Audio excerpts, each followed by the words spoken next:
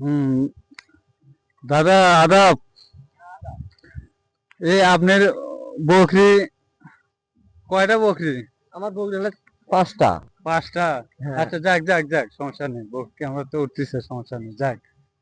তা বকরি, ইয়া, একটা বকরি কয়টা ছাও হয়? 4 টাকার খাসি হয়। 4 টাকা খাসি? আর একটা 3 টাকার খাসি। ও, বুঝছি। মোটে 7 টাকা তাহলে ছাও। এলে সব বকরি তো আপনি নিজের? হ্যাঁ, সব হলো নিজে। ও, বুঝছি, ঠিক আছে। তাহলে বর্তমানে বকরি মোটামুটি ভালোই তো কামাই কাজ, ইনশাল্লাহ ভালোই হচ্ছে। হ্যাঁ, ভালোই মোটামুটি। ও আচ্ছা, আল্লাহ ঠিক দিলে আছে, দেখি হ্যাঁ। বহুত কিছু। হ্যাঁ, করে খান, ইনশাল্লাহ দোয়া করি, ভালো অবশ্যই। পথে থাকেন, হুম। এটাই দোয়া চাই। তা তো অবশ্যই। হ্যাঁ, ভালোভাবে চলেন।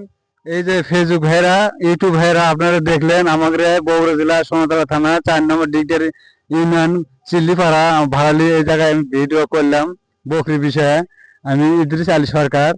ফেসবুক আর ইউটিউব কৃষি ইদ্রিস, সবাই সার্চ দিবেন, দেখতে পারবেন ইনশাল্লাহ।